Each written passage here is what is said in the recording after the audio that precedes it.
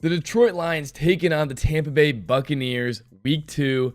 This rematch is insane. Tampa Bay Buccaneers are the only team in the NFC that have made the playoffs each of the last 4 seasons. And this is a really good football team, especially with Todd Bowles as head coach and the way that Baker Mayfield has been slinging the rock. We all saw the Lions play the Rams last week and win in overtime on Sunday Night Football. That was the rematch of the wild card round of the playoffs. Now the Bucs are coming into the den, and this is the rematch of round 2 of the playoffs, the divisional round. The Detroit Lions are the 4th team in NFL history to open a season with 2 straight playoff rematches. There's been 3 other teams in NFL history: 07 Patriots, 84 49ers, and the 66 Packers.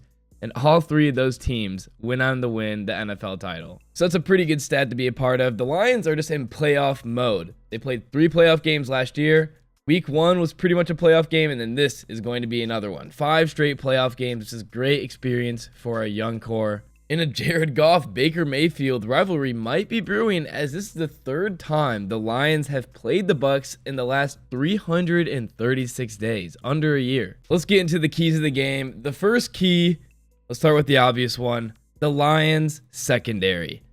Baker Mayfield is able to sling this ball all over the field. He has Mike Evans out there, Chris Godwin, and he showed off his arm last week against the Commanders as he threw for almost 300 yards and 4 touchdowns. And even with the Lions' upgraded secondary, Matthew Stafford and the Rams were able to have their way with them as he threw for over 300 yards, and Kupp had over 100 yards receiving once Puka Nacua left the game. And I think that's because it's Cooper Kupp and Puka Nacua. These are phenomenal wide receivers, and it's Matthew Stafford throwing the ball. It also was the first game of the season, and it was the first time these DBs were playing together. Davis, Rakestraw, Arnold's first game, Robertson, Branch. I think the Lions secondary will be able to pick it up a bit, but there is no doubt that the Bucs are probably going to be moving the ball. However, the first time they played last year, the Lions went to Tampa and really dominated that game. They only allowed the Bucs to get 6 points, winning 20-6. The Bucs had no run game whatsoever. But that was early in the Baker Mayfield season. He picked it up a lot as the season progressed. And when they played at Ford Field in the playoffs, it was a lot closer to a shootout. I feel like the Lions were still in control of that game, but it got close at times. The big thing for this secondary is that it's a home game. The Bucs have to come into the den. This crowd is loud. People are saying this is one of the hardest places to play football in right now, is Ford Field. And that's just a huge advantage, and it's an even bigger advantage when you're looking at the playoffs. You want those home playoff games. Every game matters because it's going to be hard for Baker Mayfield to go up against his defense. With our secondary, even though it's young and there's still some errors that the Lions have to clean up, it's still a tough secondary. These guys hit hard, play hard. Anzalone has been playing out of his mind. He made almost every tackle in the first half against the Rams. And then you have to go up against the Lions' defensive line. Hutchinson is looking unstoppable. Aiden Hutchinson is looking like a rocket shooting off the defensive line. The pressure he put on Stafford was unbelievable. Dan Campbell said that it was still too slow for his liking, and it is unfortunate that Davenport is doubtful for playing. Kirby Joseph is also questionable, but Aiden Hutchinson is going to wreak havoc on this Bucs offense. He's going to put pressure on Baker Mayfield. He's going to get to the quarterback. He's 100% going to get a sack in this game. And the Lions' run defense has been phenomenal recently. They were number 1 in the league last year. Kyron Williams had not too easy of a time running the ball last week. I wasn't saying it was lockdown run defense, but last year Rachaad White in the Bucs run game struggled against the Lions. Rachaad White only had 81 yards in the 2 games they played against the Lions last year combined. Last year against the Washington Commanders, Rachaad White only had 31 rushing yards. So the game plan for the Bucs has been to throw the ball, and it's going to be to throw the ball once again. So can Carlton Davis III, Brian Branch, Terrion Arnold, Robertson, Rakestraw, Kirby Joseph if he plays, can they hold off Mike Evans and Chris Godwin until Hutchinson and the Lions D-line can get to Baker Mayfield?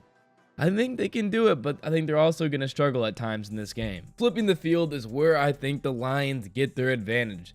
The Lions offense is going up against not a super strong Bucs defense, and it doesn't help that that Bucs defense is facing a ton of injuries. They got 2 first-round draft pick linemen out.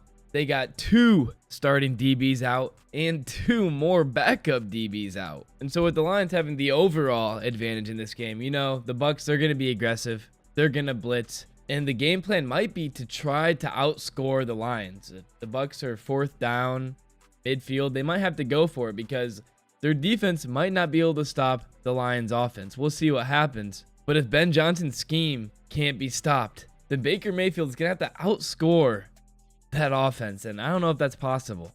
But looking at it, the Lions are going to have to pick up the blitz. Gibbs, Monty, they're going to have to be blocking. And we know this Lions offense, they don't just love scoring touchdowns. They love blocking. We know J-Mo out there is an incredible run blocker. St. Brown had that mishap with Monty in overtime where Monty could have scored like a 50-yard touchdown to win the game.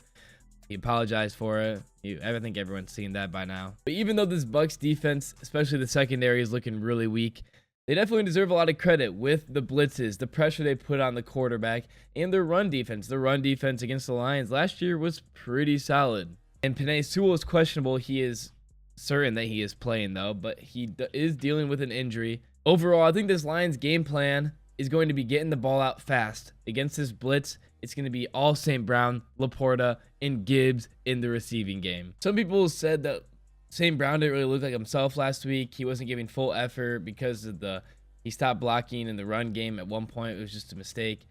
I think St. Brown looked fine. The Rams defense, their strategy was just to always have someone next to St. Brown and have him double team the whole game. So J-Mo was open and Jameson Williams had a great game. I think St. Brown will be back this week. He may probably going for over 100 yards.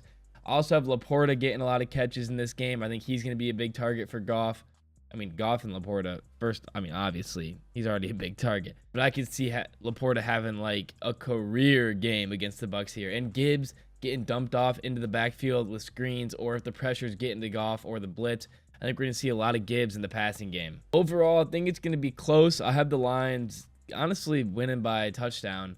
Could see this going into a blowout. I remember last year when the Lions played Denver, they just couldn't stop the Lions offense, and that was a blowout. If something like that happens here, I can see it happening if the Lions D steps up.